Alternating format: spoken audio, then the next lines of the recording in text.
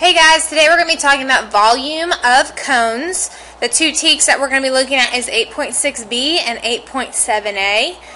Again, we're focusing on just the cone aspect.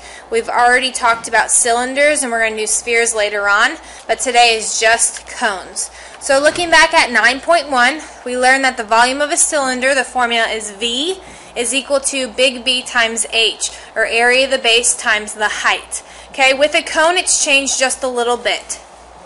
Okay, now remember a cone is a three-dimensional figure that has one vertex and one circular base. So for the volume of a cone we get the formula V is equal to 1/3 area of the base times height, or big B times H. If you look at the picture to the side, notice that this cone is filled with popcorn kernels. I can take 3 of these cones, fill them up with popcorn kernels, pour them into the same size cylinder with the same radius and the same height, and 3 of these cones will perfectly fit into this one cylinder. That's where we get the 1/3 aspect from the difference between our formulas. So, how we get that is if the cylinder and the cone have the same height, which again is the distance between the two bases, and the same radius, which comes from the middle of the circle out to this side, it takes 3 cones to fill one of those cylinders. Okay, so the volume of the cone is 1/3 the volume of the cylinder because it has the same base and the same height. So that's where our formula of a cone comes from. The volume of a cone is equal to 1/3 times the volume of a cylinder, which again, the volume of a cylinder is big B times H. Okay, so our formula is on the formula chart, V is equal to 1/3 big B times H, but again, we're solving for a cone. So the base of our cone is always going to be a circle. So if I'm looking at this big B, the area of the base is going to be a circle, and if I look on my formula chart, the area of a circle is pi r squared. Okay, so I really could write this formula down on my formula chart, 1/3 pi r squared, and then carry down the h, because remember, pi r squared stands for my big B. Okay, so let's look back and refer to these letters, and we know what these are, but let's just write them down again. Big B stands for the area of the base. With a cone, our area of the base is always going to be a circle, so it should be pi r squared.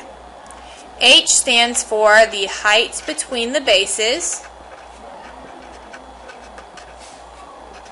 or in this case, since we only have one base, it's just going to be the height from the vertex to the center of the base.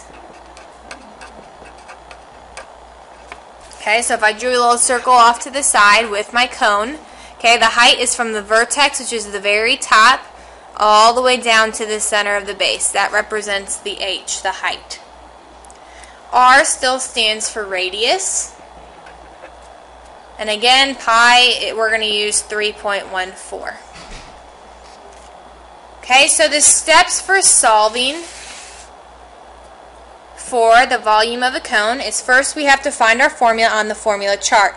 On the formula it says V is equal to 1/3 base times height, area of the base times height. Remember, we can throw in pi r squared every single time when we're solving for the volume of a circle or of cone because the base is a circle.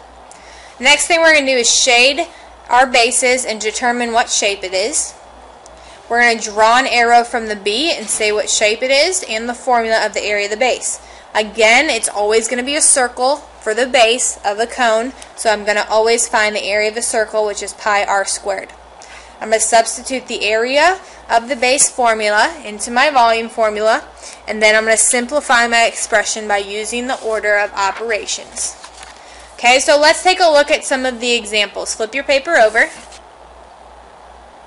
Okay, here's 2 examples that we want to look at, both of them being cones. Okay, example 1. First I'm going to identify what is shown. They show me that this length of 5 is from the center off to the side, so I know that the 5 is my radius. And the 12 represents the distance from the very top, the vertex, down to the center of the base, so I know that's my height. So if I want to find the volume, which again is the inside stuff of this cone, I'm going to use the formula V is equal to 1/3 big B times H.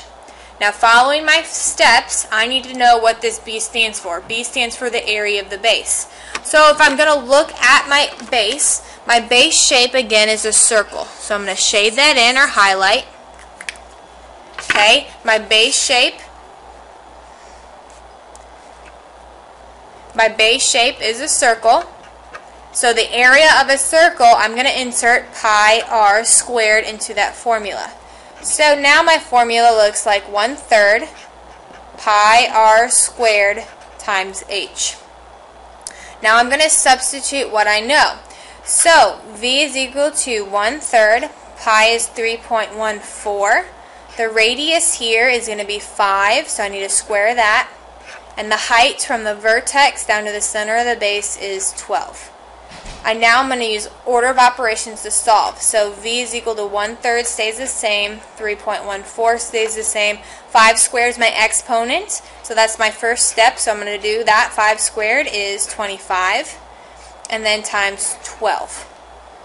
Okay, now every operation here as I'm multiplying, I'm going to change the 1/3 to a decimal, so 0.33, and I'm just going to multiply from left to right. Okay, so looking at this, I'm going to multiply 0.33 times 3.14, which gives me 1.04 times 25 times 12. Okay, I'm going to multiply now just 25 times 12. That's going to give me 300. And then I'm going to multiply both of those to finish up. So 300 times 1.04. And I get the volume of this cone is 312. Again, our units was inches, and since I'm finding the volume, it's cubed. Again, looking at this step right here, we can multiply from left to right. It doesn't matter which order we multiply because the operation is still the same. So don't worry about which goes first, which goes last when we multiply. You can go left to right or whichever order that you please. Okay, try to do example 2 by yourself. Using the information provided, find the volume of that cone. Okay, looking at this example, I noticed that what they give me is not the radius. It goes through the center from both ends of the circle, so this is actually my diameter. Now I don't have diameter inside of my formula. I always see radius, so what I'm going to do is I'm going to cut this in half right away. So I'm going to divide 8.4 divided by 2. So my radius here is going to be 4.2. I always like to redraw it and just label it. So 4.2 is the radius. And then the 8 goes from the center of the base to the vertex, which represents my height. I'm finding the volume of this cone, so I'm going to use the formula V is equal to 1/3 area of the base times height. Again, if I look at my base is a circle. The shape of the base is a circle, so I know that the area of the circle formula is going to be pi r squared. So I'm going to insert that formula into the capital B. So I have 1/3 pi r squared times h. Now I'm going to insert all the information that was provided for me from the picture. So volume is equal to 1/3, pi is 3.14, radius is going to be the 4.2 because remember they gave us the diameter and we cut it in half. So that 4.2 is squared, and then the height from the center of the base to the vertex is going to be 8. So first order of operations, I need to take care of this exponent. So I have 1/3 stays the same, 3.14 stays the same. When I square 4.2, I end up getting 17. Let me double check that. Yes, I get 17.64, and then I have that height from the vertex to the center of the base, which is 8. Now I'm just going to multiply left to right. I'm first going to change the 1/3 to a decimal because I like to deal with decimals more than fractions. And now I'm just going to multiply from left to right. So 0.33 times 3.14 gives me the 1.04 again.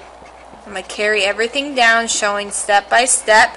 Then I'm going to multiply the last two numbers, 17.64 times 8. which gives me 141.12, and then I'm going to multiply that by the 1.04. So my answer here is the volume of this cone in example 2 is 146.76 yards cubed. Now there's multiple ways that STAR could ask you to find the volume without actually asking you to find the volume of this cone. Okay, volume means a lot of things. Ways that they could ask you is they could ask you to figure out what fits inside of an object. Okay, so fits would be considered a word, or inside, or fill an object, that would be considered volume, or how much does a container hold, or what is the capacity that that container holds, or how much does that container contain. Okay, those are just a couple words that they could use. I'm sure you can think of some more. That'll probably be a warm-up when you walk in, but STAR can use other words than just straight out telling you find the volume. So we need to make sure that those vocab words are used and we understand where to start when a problem uses those words. Okay, last one, looking at a word problem, is a snack bar sells popcorn in cone-shaped containers. One of the containers has a diameter of 8 inches and a height of 10 inches. How many cubic inches of popcorn does the container hold? Okay, so they use the word hold here, so I know I'm looking for the word, or for volume. I'm always going to draw a picture if it's not provided. So here I'm at the movie theater. Here is my cone-shaped container that's going to hold my popcorn. The diameter is 8 inches. Remember, diameter goes from one end to the other and goes through the center, which is 8. The height is from the center of the base down to the vertex, and that is 10. So to find how much popcorn it can actually hold is I need to use the volume formula for a cone. So volume is equal to 1/3 capital B times H.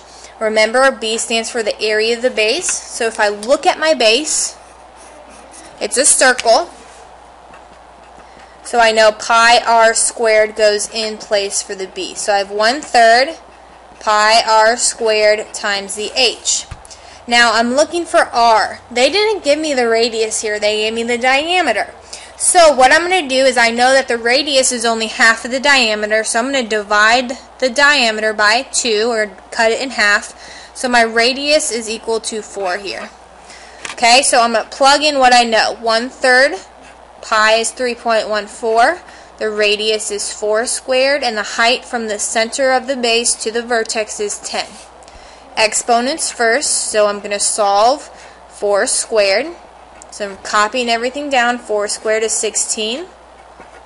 And then I bring down 10. This time I'm going to multiply what's easy first. So I'm going to carry everything down. I'm going to change the 1/3 to 0.33. 3.14 carries down. 16 times 100 is 160. Okay, now I'm going to multiply these two together. Remember, it doesn't matter which order that you multiply as long as every single operation is multiplication. So 0.33 times 3.14, I get 1.04. Now I'm going to multiply that by 160 to get my answer.